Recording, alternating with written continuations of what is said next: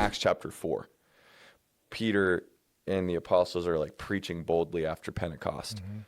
And it says that the religious leaders who were really skilled and educated men, That's right, said that they marveled because they recognized that Peter and John did not talk like they talk. Maybe they talked like blue-collared guys, and I'm not trying to minimize or throw shade on blue-collar workers, but they clearly weren't formally educated. Yeah. Yet they had been with Jesus. That's right. So I'd love for you to speak into that. Like, how do you manage that tension of being someone who has been gifted and I believe called by God to be in this world of academia and to wrestle through things that perhaps a very skeptical generation would wrestle through, while also not making the person who has not been given those sets of talents, making them feel like they're going to be limited in their relationship with God or their ability to do work with God, for God, because of that lack of capacity? It's a good question.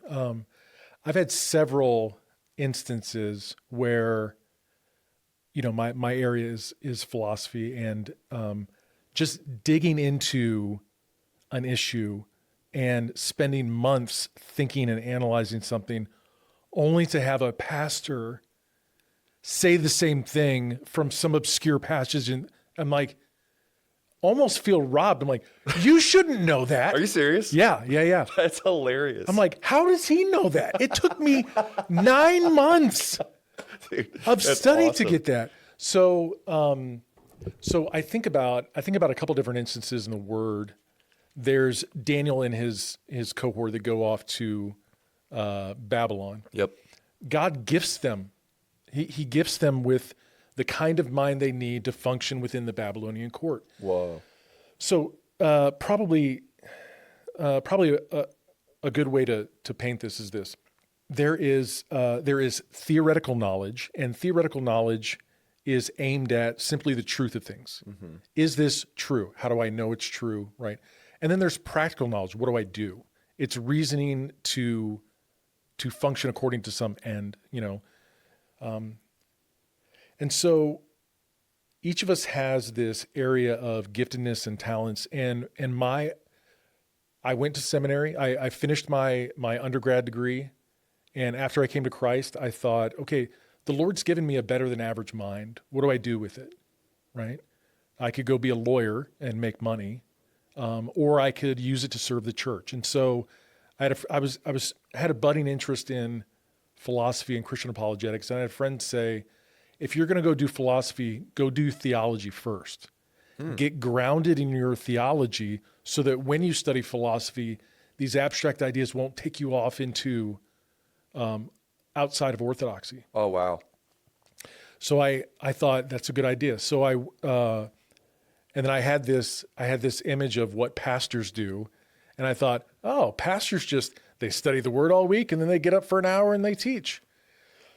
So my wife and I moved down to Fort Worth, Texas. I went to Southwestern, and I started an MDiv there. Okay. And second semester. Masters of Divinity. Masters in Divinity, yeah. With biblical languages, you cowards.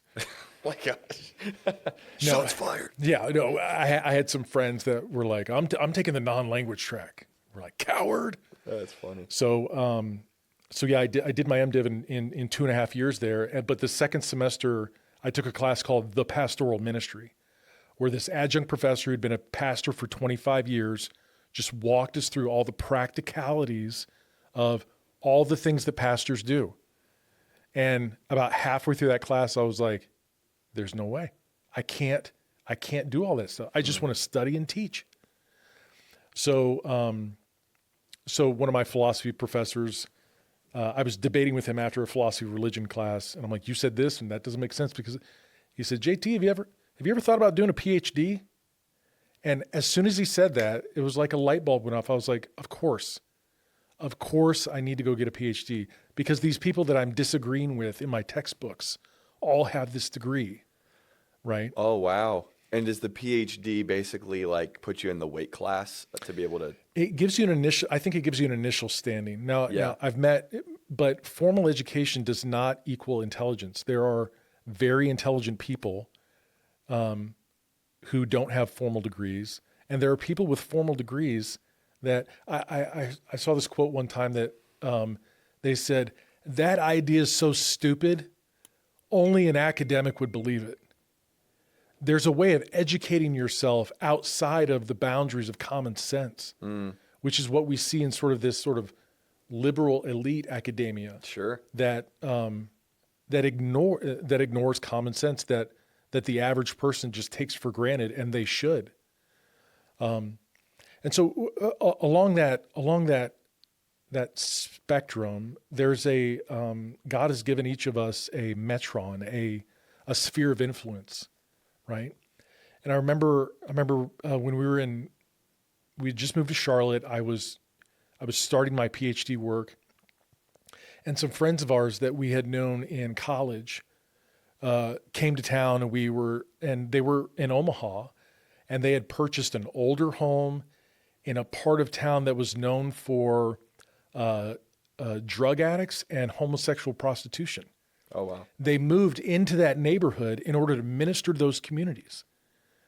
And I thought, here I am. Here's this friend of mine who's obviously doing the work of the Lord, right? Sacrificing his life, moving to an area of town to be intentional about a community that would be otherwise perhaps overlooked by a church. I'm like, what am I doing here? I'm going to start my fourth degree, Wow. and just be this Christian egghead. Hey, if you enjoyed this clip and you want to see another one like it, you can click the video over here. And if you want to watch a full episode of the Cap Chatfield Show, you can click this one right here.